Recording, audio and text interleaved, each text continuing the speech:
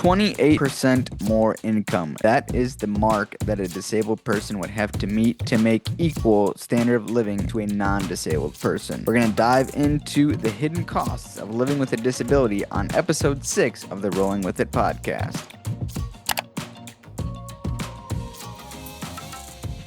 Welcome back, Bailey and Michael with you for another episode on the Rolling With It podcast. If you haven't already, hit that subscribe button and go check out more content. But Bailey, today we're going to talk about money because everybody loves money. And I just want to get your initial reaction when you hear that a disabled person needs 28% more income just to achieve the same standard of living.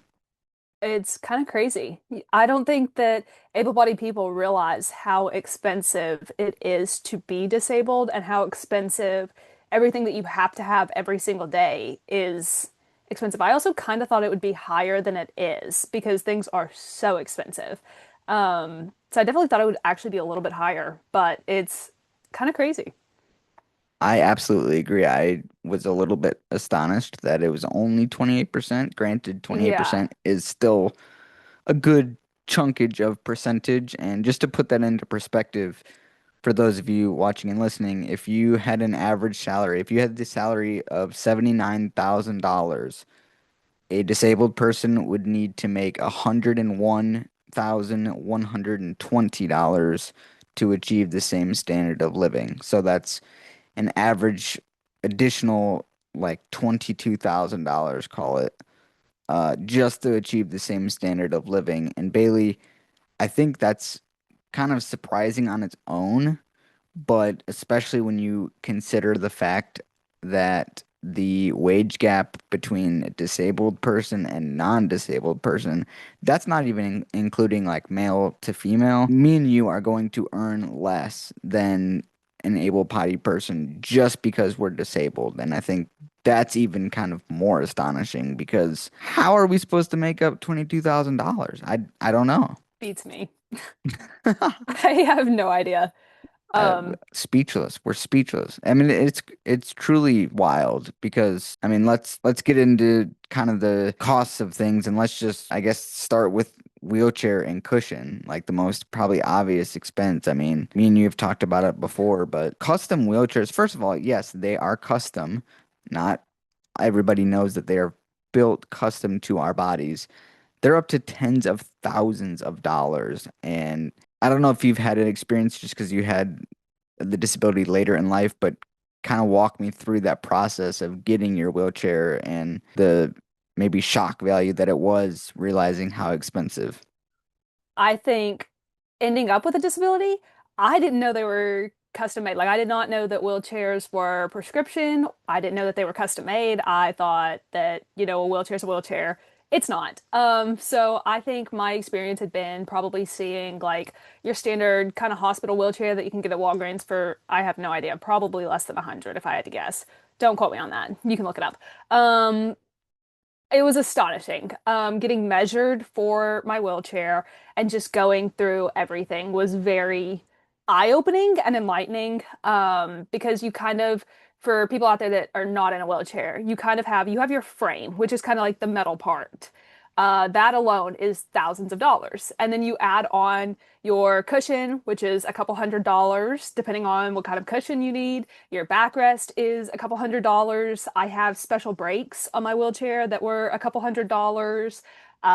Everything adds up. Like it's not even the cost of a wheelchair, it's the cost of the frame and then the cost of everything that you have to suit your needs and your function and everything specifically. It's very shocking. And then also just the fact that a lot of times insurance will not cover if something breaks or if something happens. I have had a set of my wheels get run over with the car. That's a story for another day. But the wheels are $500 to replace. Um, if you're not in a wheelchair, you might not know the wheels on a daily manual rigid frame wheelchair, which is what Michael and I are both in, they pop off. So the wheels, you can press the little axles in and then you take your wheels off to get it, in a car or whatever. So the wheels. are not included in the price of a wheelchair, actually. That's an additional cost. Michael, you might be able to explain that a little bit better than I can, but you kind of have your base price and then everything is an add-on, which is kind of crazy. It's very shocking. Yeah, I kind of equate it to this may not make sense to a lot of people, but this is how I kind of think about it. If you go to an ice cream shop and I know where you're they going with this. like, have you ever been to the like one of those places? It's either frozen yogurt or ice cream, and they like price it by the weight of things. Yes. So it's like that. So you have the frame of your wheelchair, and that weighs, X amount of pounds. And then think of the toppings on your ice cream as like the wheels, the casters, the push handles, and kind of all the accessories. And it adds weight, but that also adds money. So that's how I kind of think about it, is you just keep piling on things to your chair that, by the way, you need most of the time. It's not like we get to choose. I mean, we get to choose like the color or, certain things. You get to choose whether you have that, but there are some features in your chair that you don't get to choose. You have to have that, and you You're pay for it. It's not as freely as people think. It's not like you go into the ice cream shop and you're like, "Oh, I want M&Ms, so I get to have M&Ms." No, it's also like, "Oh, have push handles because I need help pushing myself." Guess what? That's an extra $100.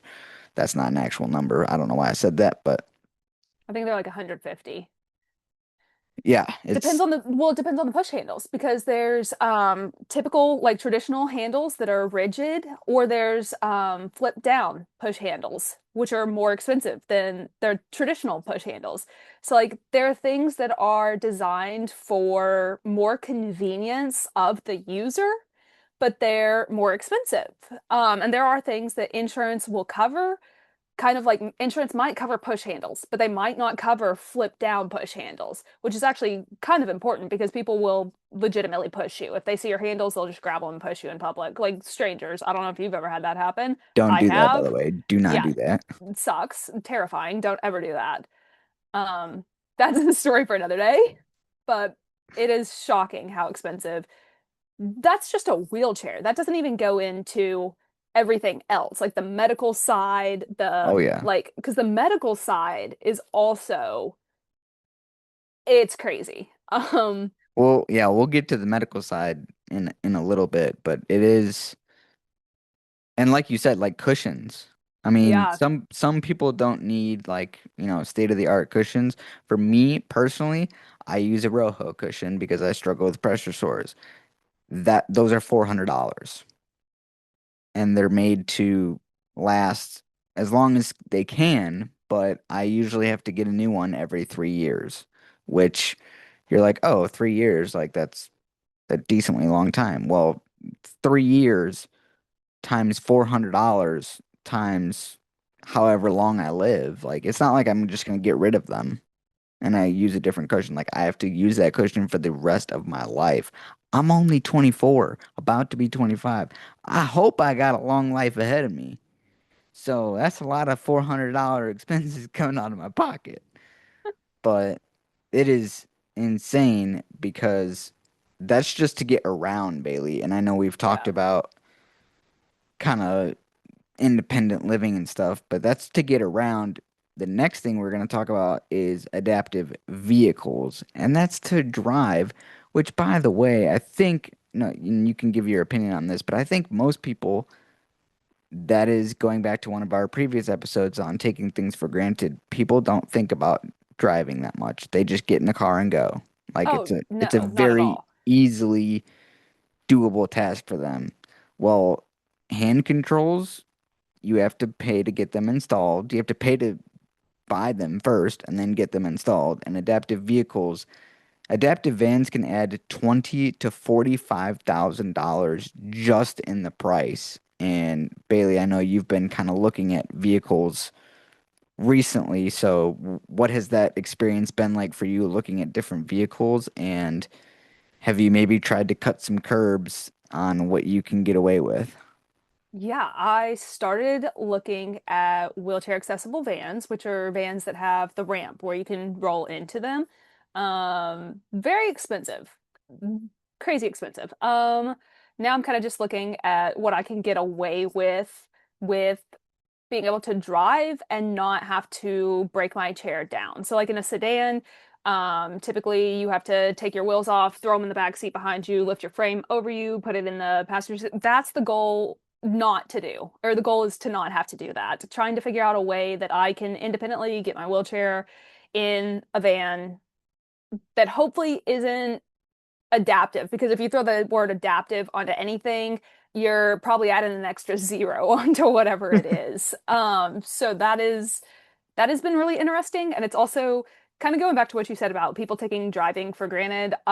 When I was not living with a disability, I actually didn't even pick out my own car at one point. Like my parents surprised me with my car. I'm very fortunate, very grateful for them. But I didn't have to think about anything. Like my parents were able to go pick out a car and say, like, this is a great deal. This is a great car. It's going to serve her well, and just do that. And now I don't have the luxury of being able to be like, oh yeah, like I can just drive any car, like find a car with a good deal, whatever. Now I actually have to be like, oh, can I get my wheelchair in it? Like, can I actually do this? Does it work for me?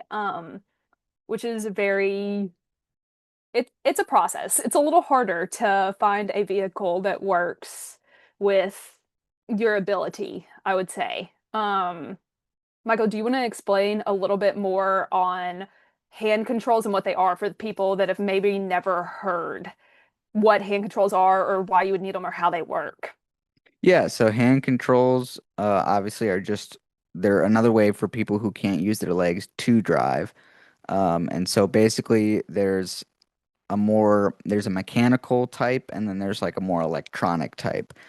And basically it's a lever that attaches to the actual brake of the car itself, and then it's like a lever that comes up next to your like windshield wiper thingamajig is. I'm blanking on the word, but you know what I'm talking about. And it's a couple different styles, but the one I have, you kind of pull back for the gas and then you push for the brake. There's different motions that people can decide like whatever works best for them. Um, and the electronic ones, you it's a little bit more invasive with the installation of them because there's like wiring and stuff like that. And then there's like a button to turn them on and off. The mechanical ones don't have the button. And so they literally physically just attach to the brake and gas. And then there's, I think the button is still involved actually for the gas. Don't quote me on that because I don't have the mechanical type. I just have like the electronic type, but I do know that the mechanical ones can be switched in between cars. Like you can physically take it in and out. You can't do that with mine. So once you get them installed, you're Only basically driving that car. yeah, you're Yeah. only driving that car, which is the struggle that I'm going through right now. Talking about how you were trying to find vehicles, I'm in the same boat. I share a vehicle with my mom and has my hand controls, but we only have one car with hand controls, so I can't go anywhere if I don't have that car. And talking about looking at different vehicles, I looked at one couple actually back in like December, and it was like a 2014, 2015 van, which is decently old. It's 2026, people. Um, and that was $60,000. Was it adapted? And yes, it was adapted. It had the ramp. Um, and I can't remember if it had the hand controls in there already or not. Um, but if it didn't, you can add on an extra $2,000 for that. Um, the newer models, Bailey, this will probably blow your head off.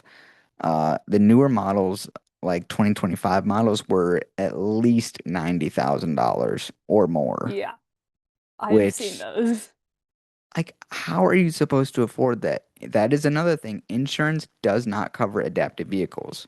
So don't think that we can just get part of that covered by insurance. They don't cover that. So you have to get grants. You have to, unfortunately, I've had friends that have just had to legitimately start fundraisers and be I like, have "Hey, to. can I get your money so that I can buy a car?" I've had friends that Um, have had to do that for wheelchairs too, yeah, because it's so expensive. Like if you're also, for context, a lot of times insurance will cover a new wheelchair every 5 years. So yes, if good. you're on like year three and your chair is mangled or like, you've lost a ton of weight and it no longer suits you and it's no longer safe, like you're kind of just stuck. Yep. And the wheelchairs, it's very important that your wheelchair fits you and suits your needs.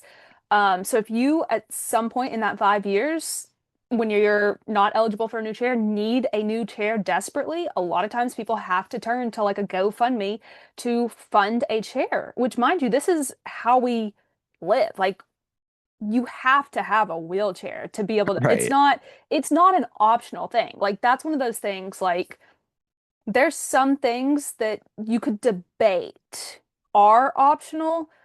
That's a different subject, but a wheelchair that properly fits you and suits your needs and is not putting you at risk of injury or sores or, just being unsafe in general is not negotiable.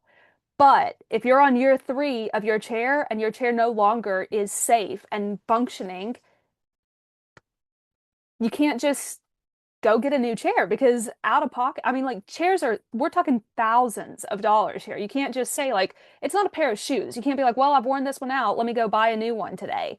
Also, it takes a really long time. Like, getting a custom wheelchair is also a process. takes It's not, forever. yeah, you don't go get measured and get your chair that day. It's not like buying shoes. It's you get measured, you figure out what you need. It's a long process. We can talk about that in a whole other video, I'm sure. That would be And then you it's hope when you go to actually get it that it fits right. right. I mean, You it's gotta, months long. yeah, it is quite insane, and I just think it's crazy because we'll dive into the medical side of things now because call it, I don't know, let's call it, let's be generous, $100,000 just on that for you to buy a car, get a wheelchair, hand controls. Probably. And then you got to worry about the medical side of things, okay? Because medical side of things, I just had a procedure done back in December, and I have to get it every 3 months ish. Not exactly every 3 months, but every 3 months. Um, yeah, that was like $10,000 for one injection, and I have to get those every 3 months. Mind you, insurance does help with that part, but still, that's a lot of money. And Bailey, I know that you kind of brought up medications. Can't speak too much on medications because I don't take a ton of them. Mine is more like surgery related, and procedure related, but kind of talk me through the medication side of things and what that kind of looks like. Yeah. For context, I am living with an autoimmune disease, so it requires a lot. It requires a lot of management. So I get infusions every 8 weeks. I don't really have a choice. And these infusions are roughly $6,000 every 8 weeks. And these are infusions that I will be on for the rest of my life. So that is, obviously pretty expensive. And that's just the infusions. That's not even scratching the surface of the medication side of things for me. I am very fortunate to have access to the medications that I need. It's a lot. It is very expensive. Insurance does cover my medications that I need. There are some that insurance has chosen not to cover. That's a whole other sort of thing. But it is very, very expensive. A lot of medications are very expensive. I know I can speak from the autoimmune, I guess, world. A lot of us are on medications that are very, very expensive. There are some for different types of autoimmune diseases that are legitimately hundreds of thousands of dollars for one infusion. Yeah, like some of them are extremely expensive. For Insurance does one cover them, but infusion. yeah, there's one Wow. there's one out there. I believe it's for a rarer autoimmune disease. I could be so wrong. I don't know the name of it, but I think it ends up being like $106,000 for each infusion. Um, and mind you, like most of us that are doing infusions for autoimmune diseases are having to have these on like a regular schedule. Like mine is every 8 weeks. Some people are every 4 weeks, every 6 weeks. Depends on the disease, depends on the treatment, depends on the medication. It's very expensive. And then kind of more, I guess, going into the autoimmune side of things, it requires very, very careful monitoring. So kind of another cost is just, I have to have a lot of tests, a lot of scans, just very routine stuff. You throw that in, you got really frequent blood draws, CT scans, MRIs, like just a lot of test scans, procedures on top of the cost of the medication to keep you alive. For lack of That's better, that's the even crazier part. Like when you say just to keep me alive, it's I mean, my wheelchair won't keep me alive, but it's kind of the same equivalent of like I can't live without it. yeah.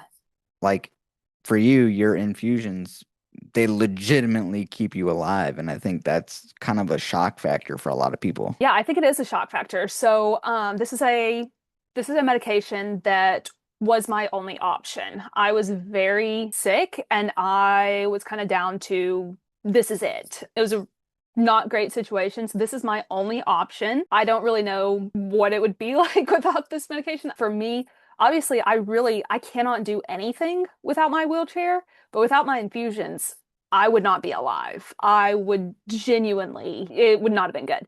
So, I mean, it's things like that. Like, I'm going to be on this for the rest of my life. So, insurance does cover it, but every single year in January, when that deductible resets, I'm going to be out of pocket for an infusion just for the rest of my life. So, I mean, Michael, you've done the math before. We won't go into that. It ends up being a lot for if It's a I lot of live money. to, it's a lot of money for if I live to, what'd you do, 80 years old?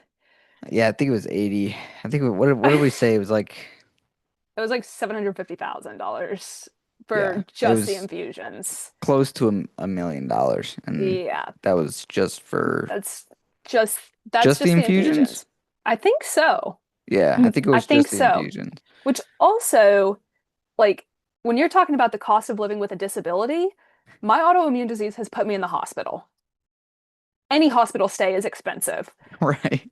Like, it does not matter what you're in for, but like hospital stays. So if you're living with a disability, like Michael and I both obviously have been through times where we've had to spend pretty decent amounts of time in the hospital. That's expensive.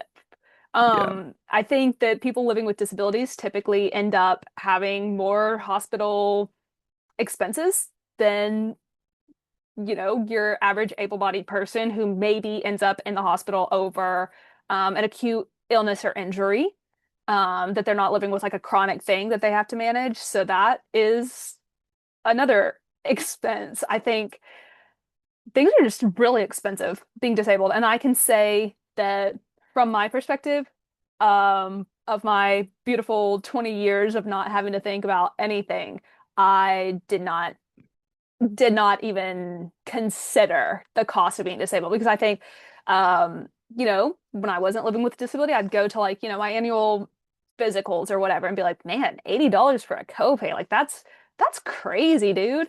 And it was once a year. And now I'm like literally, we were talking about it before this, like yesterday and today, I had appointments. That's $160 in appointments for just yesterday and today. And that's not even the cost of whatever comes out of that, like physical therapies and treatments and more tests and medications. And being disabled is so expensive. I, It really it's is. so expensive. I remember, I won't disclose specific numbers, partly because I don't remember them, but I spent basically 2 months straight between hospitals, long-term care facilities and rehab facilities. I can't even And imagine how much that was. I am very fortunate. I live in a place that has very good medical care for my conditions, and I go to top-notch facilities. Just that's where we live, and I'm very fortunate, but it makes it very expensive. And I just remember coming home from rehab and I was joking with my mom. I was like, Mom, I cannot wait to see this bill that we're about to get because it was insane. Insurance helped with it, of course, but it is astonishing the amount of money. And Bailey, I bet our insurance companies love us.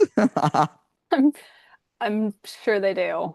Um, I I also just wanted to make this point as well because we've talked about like insurance, kind of mentioned insurance throughout this whole thing. Insurance is great. It does help cover most of, at least some portion of most of the things that we need. The reason why it doesn't is kind of the sucky reason is because insurance is usually the one that decides what they will or will not pay for. So insurance basically gets to decide what our care is in a way. I don't, Bailey, maybe you can kind of explain that more, but that is kind of the sucky part about insurance. Yeah, I can speak from kind of the autoimmune side of things. Your insurance kind of can determine what medication you're going to end up on. So, autoimmune infusions, there's biologics. Autoimmune, I can speak from the side of infusions. So, for my autoimmune disease, there's a couple different infusions. There's a couple different pills too. Like, there's different types of medication. All of them have to be submitted through insurance, and your insurance can basically say, like, sorry, we're not going to cover that one. Try this one.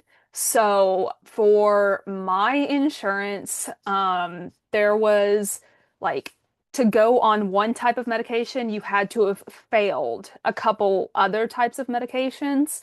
And when I was going to switch to infusions, I had to wait for the prior authorization to go through and was basically in limbo waiting for my insurance to say whether or not I could have this medication, basically. So if my insurance had said no, I would have had to go through trying to get another one approved and seeing where I ended up. I ended up in the hospital having to start a different one in the process because unfortunately, it was a long process to try to get a medication approved by my insurance. And in the process of waiting for that medication to get approved, I got too sick and ended up in the hospital and had to start a much more urgent medication. So your insurance kind of has a say in a lot of things. I think maybe a more generic example would be sometimes like your doctor might prescribe, like off the top of my head, maybe you are going on Zofran, an anti-nausea medication, and your insurance says, nope, you can have ondansetron, which is the generic version of Zofran. Because insurance, it's the same medication, but insurance gets to decide what you're going to take. Same medication, but maybe that's not a great example, but insurance has a pretty a pretty significant say. Or another example for me was in the process of getting diagnosed with my autoimmune disease.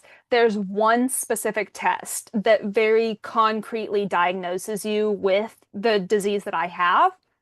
My insurance said you have to have this test before you can have the one that ended up diagnosing me with what I have.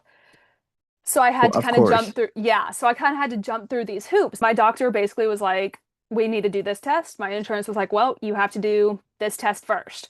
So I jumped through the hoops. I did that test that didn't provide us with helpful information, and then went to the test that ultimately diagnosed me with my autoimmune disease. So insurance does have a lot of say in what they will or won't cover. Insurance also just gets to typically decide what is essential and what is not. So, Michael, when Oh, you that strikes said a nerve. yes, so when you Mm. said like insurances will not cover adaptive vehicles, insurances kind of deem wheelchairs essential, adaptive vehicles non-essential, or like sports wheelchairs not essential, I that have sort of beef stuff. with that too, because think about Me that. too. Think about that, people. They're saying that a wheelchair is essential, but a vehicle so that you can get into it is not essential. So you're saying that driving and getting around and living life is not essential? I have beef with that. That's for another day, though. We are running out of time. That will end this episode number 6. And takeaways, yeah, living disabled is expensive. There's no way around it. We hope you enjoyed this episode. Make sure to go check out our other content. And as always, keep rolling.